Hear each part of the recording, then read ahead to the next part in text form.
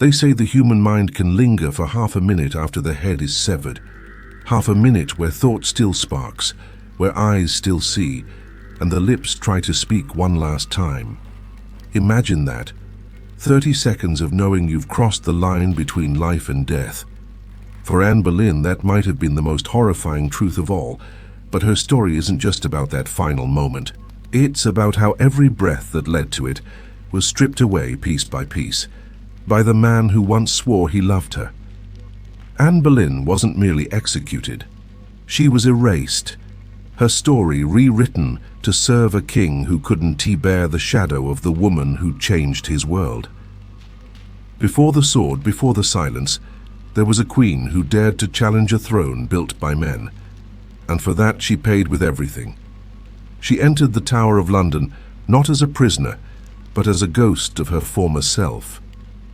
Just 3 years earlier, she had arrived there in triumph, preparing for her coronation as Queen of England. The same walls that once echoed with celebration now swallowed her footsteps in dread. May 2nd, 1536. She was accused of adultery, incest, and treason, charges so wild that even her enemies whispered disbelief. But disbelief didn't matter when the king had already chosen her fate. For 17 endless days, she waited in a gilded cage. Sleep came rarely, replaced by pacing, praying, and the sound of footsteps outside her door. She didn't know when they would come for her. That was the point. The waiting was the punishment before the punishment. Henry VIII delayed her death not out of mercy, but for spectacle. Each day she lived, she suffered, clutching at rumors of pardon that would never come. That uncertainty was his cruelty perfected. And yet she didn't crumble. She laughed. She made light of her little neck. She comforted her ladies, and she faced the horror ahead with a composure that unsettled even her jailers. Was that courage, madness, or simply the last defense of a mind cornered by fate? When history paints her calm as nobility, it misses the truth. It was survival instinct, pure and raw. A woman who had once commanded England now held herself together through irony and prayer. Outside her chamber, preparations were underway. A scaffold was being built, low to the ground, just 3 feet high. Not high enough for dignity, not low enough for invisibility.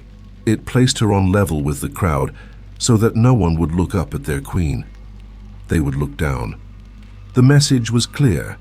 No one, not even the woman who changed the church itself, could stand above the king.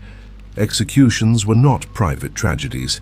They were performances, and Anne's was designed to be the greatest of all. Henry ordered a French swordsman, a gesture some call merciful. But the truth is darker. The foreign blade wasn't chosen for its sharpness, but for its spectacle. A stranger's hand ensured the act was clean, swift, and theatrical. The stage was set, the players assembled, and Anne Boleyn was the unwilling star. That night she prayed for hours, trembling and whispering into the silence. The tower's guards recorded that she received the sacrament at 2 in the morning, her lips moving ceaselessly until dawn. Yet when the sun rose, she smiled. She even joked. To her ladies, it felt almost cheerful. To us, it feels like someone trying to hold herself together with laughter, so she doesn't collapse into terror. Each delay before that day had been another twist of the knife. Henry knew she was waiting for the moment the guards would open her door. He made her live that moment again and again, and yet she still believed, maybe faintly, that mercy could arrive. Perhaps Henry would remember their daughter, the small girl with her mother's dark eyes, Elizabeth. But mercy never came. When the lieutenant of the tower arrived that morning, Anne had been awake for nearly 24 hours. Her body trembled, her eyes hollow, but her voice remained steady. She dressed carefully. Simplicity over splendor, humility over pride. Then, with the faintest smile, she stepped out into the cold May air. Every corridor she passed through carried an echo of her former glory. She had walked these same halls 3 years before as England's most powerful woman. Now she retraced them as a condemned traitor. The courtiers who once bowed their heads in reverence now avoided her gaze. The guards who once saluted now hurried her forward, eager for the show to begin. The scaffold stood on Tower Green, a patch of grass enclosed by stone, meant for private deaths. But privacy in Tudor England meant hundreds of witnesses. Nobles, officials, even invited guests crowded in, murmuring as if awaiting a festival. Some were curious, others hungry for vengeance. Few came to mourn. The air buzzed with whispers. Would she beg for forgiveness? Would she weep? Would the king watch? She climbed the steps, her gown trailing behind her, and turned to face the sea of faces. Silence spread. For a moment even the wind stilled. Tradition allowed her final words. But even here she was bound. She could not defend herself, nor condemn her accusers. Every phrase was a test of obedience even in death. And yet, in her careful speech, there was defiance. She thanked the king, declared her faith, and submitted to the law, but she never confessed, never said she was guilty. It was a queen's way of saying, "You may take my life, but not my truth." The crowd didn't know what to make of her calm. Some saw it as grace, others saw insanity. Behind her poise burned exhaustion and grief, but also something sharper, a refusal to let them see her break. The swordsman waited in silence. The king's order had been carried out long before his blade ever rose. Anne closed her eyes, whispered one last prayer, and smiled faintly. Because even as the world turned against her, she knew one thing. Legends are not erased by execution. They are born from it. Her execution had been postponed once already, forcing her to endure every ritual of dying without the mercy of release. By the time the lieutenant came for her again, she no longer asked questions. She simply nodded, adjusted her gown, and walked forward. The courtyard that morning shimmered with the pale light of May, cool and indifferent. It might have been any other morning in London, except that it wasn't. Every eye was waiting for her. The murmurs fell away as Anne Boleyn stepped into view. Her face was composed, but the tremor in her hands betrayed the storm inside. People would later say she glowed with serenity. In truth, that glow came from exhaustion and surrender.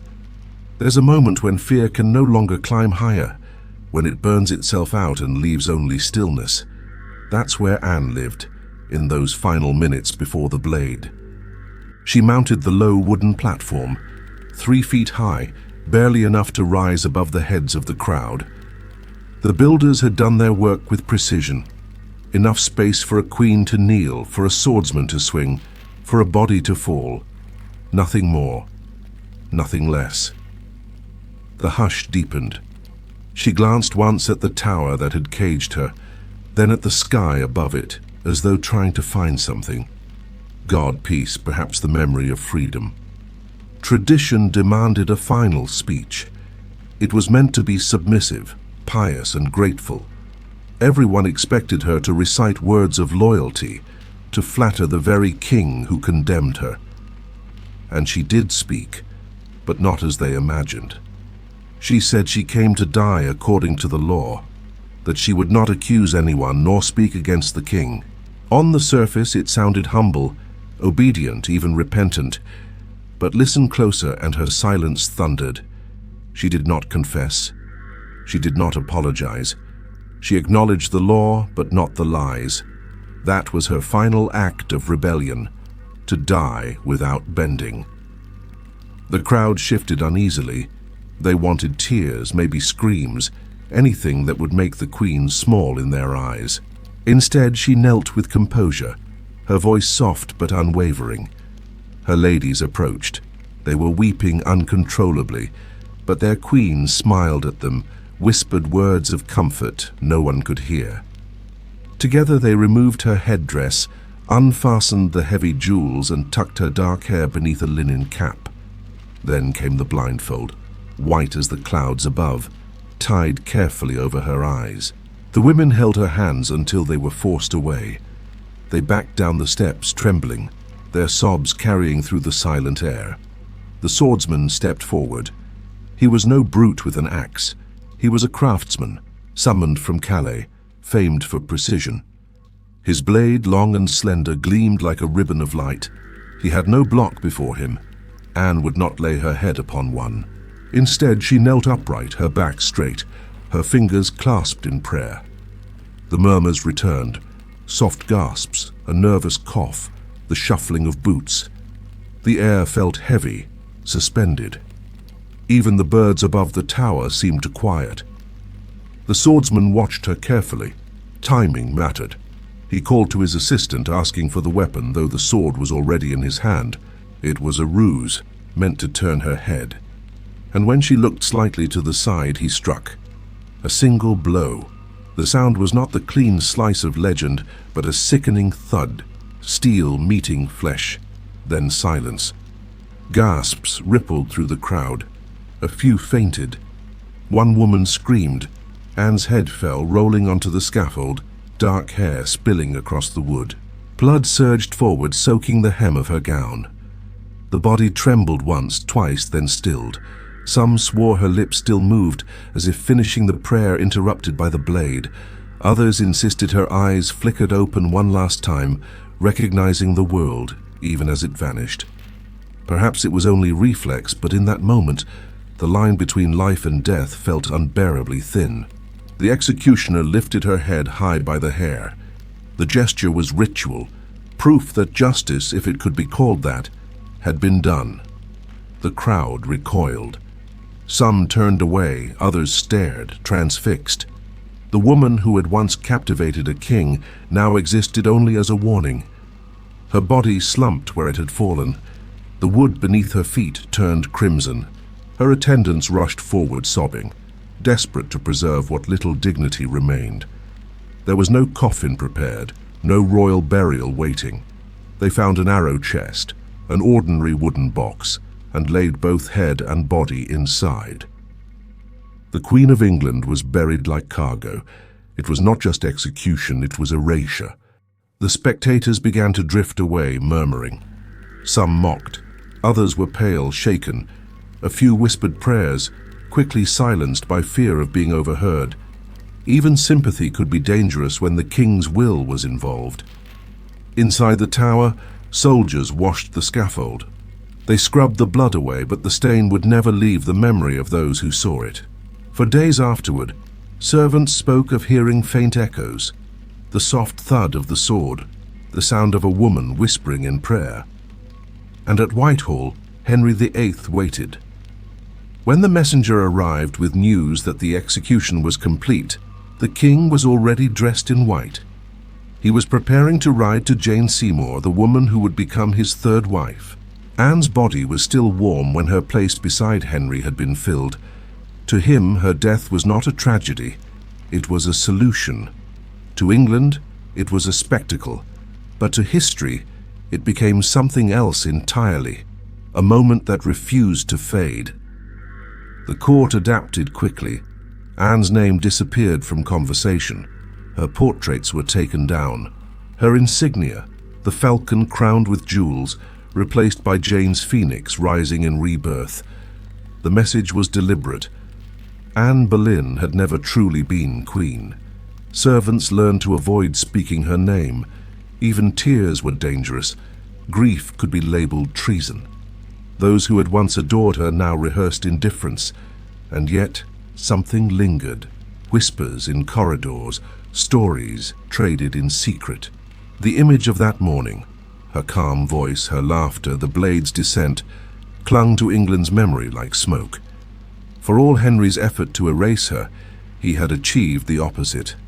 Anne Boleyn had become immortal. In the weeks that followed, her ghost took root in the public imagination. People said her spirit roamed the tower grounds, searching for the head taken from her body. Guards swore they saw her figure in white gliding past the battlements, silent, her face hidden. Others claimed she appeared at Hampton Court, the palace that once echoed with her laughter, now shrouded in shadows. Was it guilt that conjured her image, or the collective fear of a nation that had seen how far power would go to silence a woman? Perhaps both. Henry moved on, triumphant in public, hollow in private. His new queen would not outshine him. She would bear his heir, or pay the price. But even as he toasted new beginnings, the echo of that blade followed him. The echo of Anne's composure, her stillness, her refusal to break. There's a line from an old court chronicler, written quietly in the margins of a royal record. The king rode out dressed in white, but England was stained red. A single sentence that survived every attempt to rewrite the story. Anne's death had been meant to close a chapter. Instead, it opened an unending question. How does a man destroy a woman's legacy when she becomes legend the moment she dies? That question haunted Henry's court. It lingers even now. Because when history tries to silence a voice, that silence becomes the loudest echo of all. London carried on as if nothing had happened, but something in the air had shifted.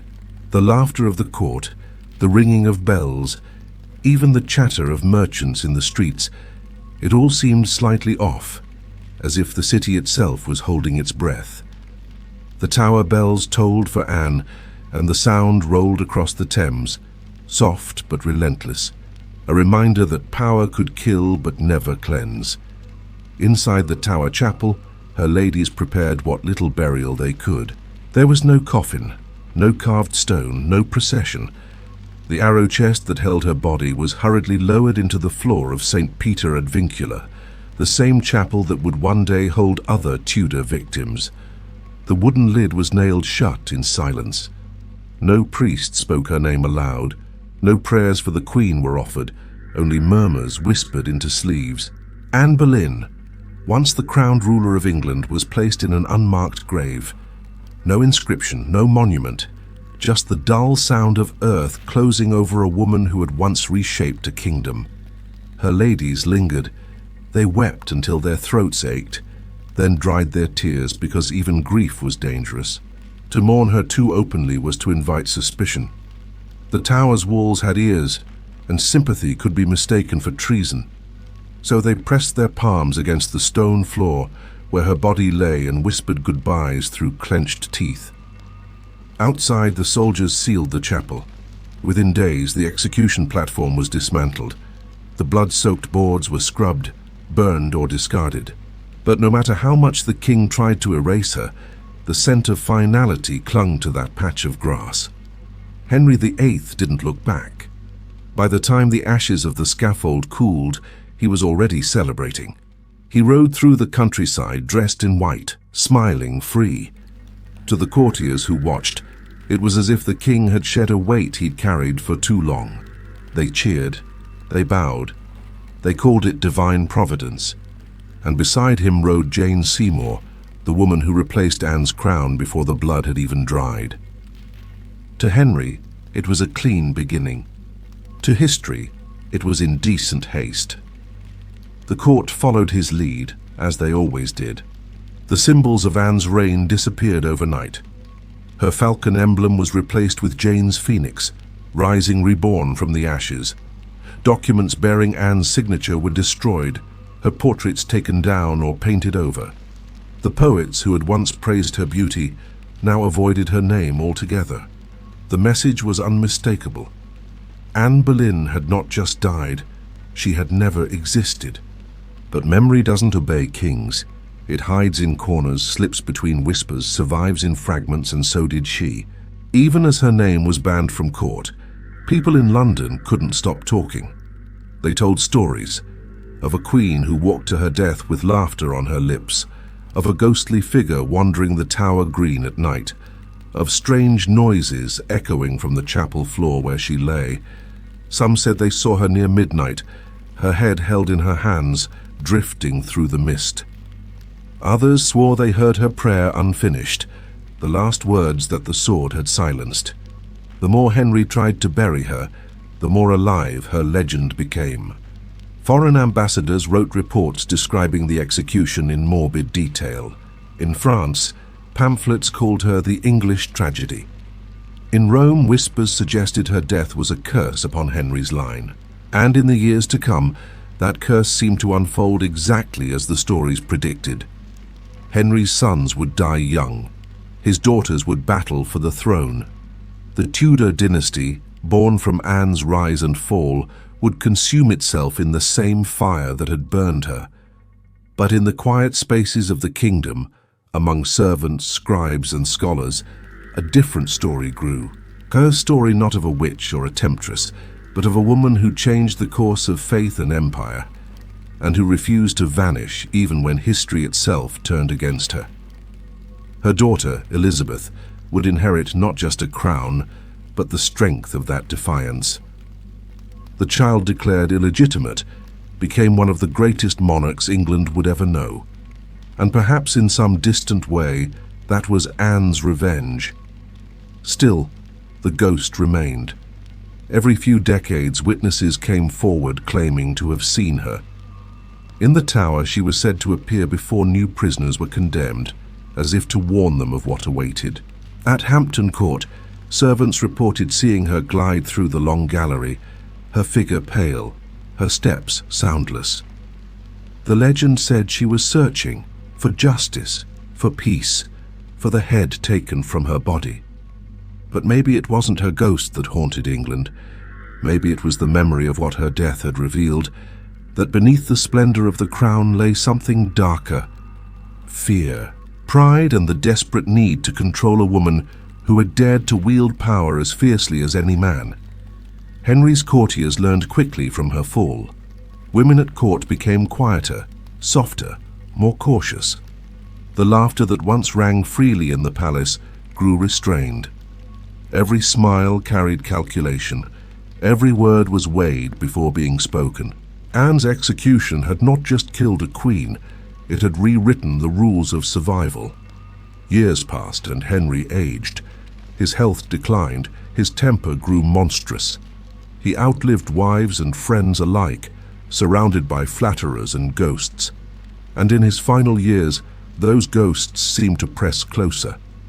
Chroniclers recorded strange dreams, Henry crying out in his sleep, begging forgiveness from a woman with dark eyes and blood on her gown. When he woke, he would command the chapel doors locked, as if trying to keep something out. But guilt doesn't wait at doors. It lingers inside. Anne's name might have been forbidden, but it was never forgotten. Scholars began to question her charges. Priests whispered doubts about her guilt, and over time the story shifted again. The witch became a martyr. The seductress became a symbol. By the next century, her legend had overtaken the truth entirely. Plays, poems, and portraits transformed her into something larger than life. A warning, a mystery, a ghost that refused to fade. And maybe that was the greatest irony of all. Henry had wanted her erased, but by killing her he made her eternal. In the candlelit corridors of history, Anne Boleyn still walks. She is there in the creak of the tower's floors, in the flicker of candlelight at Hampton Court, in the uneasy silence before dawn when the air feels heavy with memory. She is every woman who spoke too boldly, loved too fiercely, rose too high, and paid the price for it. And somewhere in that half-minute between life and death, perhaps she understood it, that this was not the end of her story. It was only the beginning of her echo.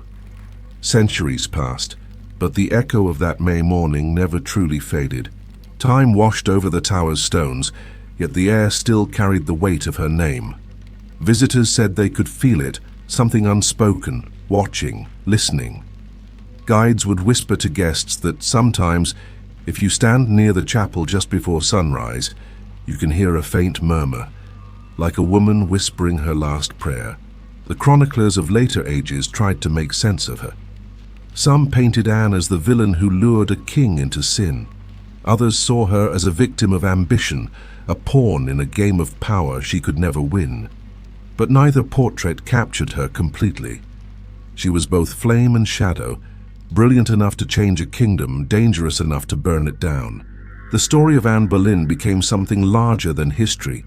It became myth, a story England told itself about beauty, betrayal, and the cost of defiance.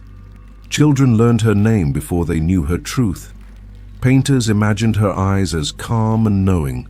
Poets turned her laughter into prophecy. And in every retelling, one question endured. Did she know how lasting her death would be? Because in that half-minute after the blade fell, something survived. Maybe not flesh, not voice, but the defiant spark that refused to be erased.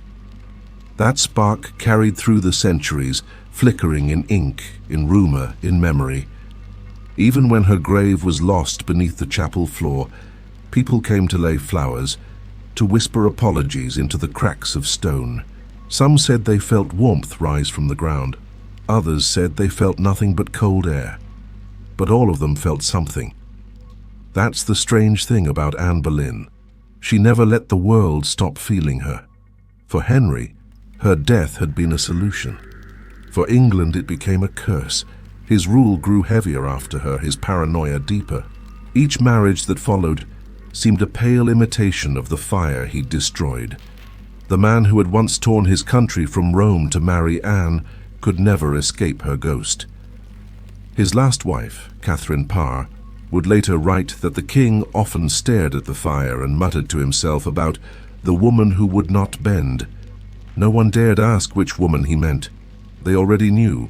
When Henry died in 1547, his body lay in state surrounded by banners that bore the Tudor rose, but not the falcon emblem that had once been Anne's.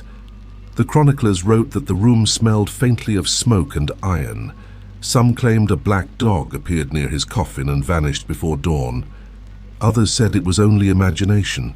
But to those who believed, it was the Queen's revenge, the final haunting of a man who had destroyed everything she was, only to be consumed by what she became. And then there was her daughter.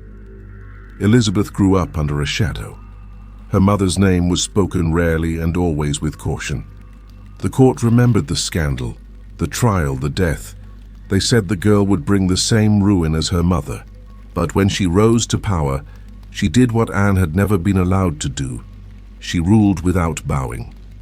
It was as if the strength her mother had shown in those final moments had passed into her veins. The laughter that masked fear, the calm that defied cruelty, all of it reborn in the Queen who would make England hers. When Elizabeth I walked through the halls of Hampton Court, some said they saw two women in her shadow, the living Queen and the ghost of the one who had made her possible. The line between them blurred until they became one story, Anne's flame burning through her daughter's crown. It's almost poetic, isn't it? The woman the king tried to erase became the mother of the monarch who would define his legacy. Time has a way of righting certain wrongs, not through justice, but through endurance. Anne Boleyn endured. Her bones may rest in stone, her grave unmarked for centuries, but her story outlived every man who tried to silence it. She became not just a queen of England, but a queen of remembrance, etched into the heart of a nation that could never quite look away from her. Even today, tourists walk the Tower Green where she died. They stand in the same spot and whisper her name. The ground feels colder there, as if holding a memory too old to fade. Guides tell her story with reverence, some with tremor in their voices, as though afraid she might still be listening. And maybe she is. Because some nights, when fog wraps itself around the tower walls, guards report the sound of footsteps, soft, measured, echoing across the stones. They say they hear fabric brushing against wood, like a gown sweeping the floor. Some claim to see her, head held high, her eyes calm, as if still walking toward the scaffold, still ready to face whatever comes next. But maybe that's the real haunting. Not the ghost itself, but the memory of what we did to her, the price paid by a woman who loved, defied, and dared too much. History doesn't let go of stories like hers because we need them. We need to remember what happens when truth bends to power, when love becomes a weapon, when silence becomes survival. Anne Boleyn's story isn't just a tale of execution. It's a mirror. It reflects every person who's ever been punished for standing too tall, every voice that's ever been silenced by fear. The sword that fell on that May morning didn't just strike one woman, It carved a scar across time itself, and that scar still glows, faint but unhealed, in the soul of England. If you listen closely, you can hear it, the echo of a breath caught between prayer and defiance, the faint whisper of a queen who refused to vanish. Anne Boleyn may have died on Tower Green, but she never truly left it. Because legends don't rest, they wait. They linger in the places that broke them, and they remind us that sometimes the loudest voices in history are the ones that were meant to be silenced. If her story still chills you, if her courage still speaks to you through the centuries, then her silence has done its work. So remember her. Remember the queen who would not break. Remember that power can take a life, but not a legacy. And if you felt that echo, if her name still lingers after the last word fades, then don't forget to like this story and share it so she's never buried again. Because here on Sleepy Owl, we remember the ones the world tried to erase.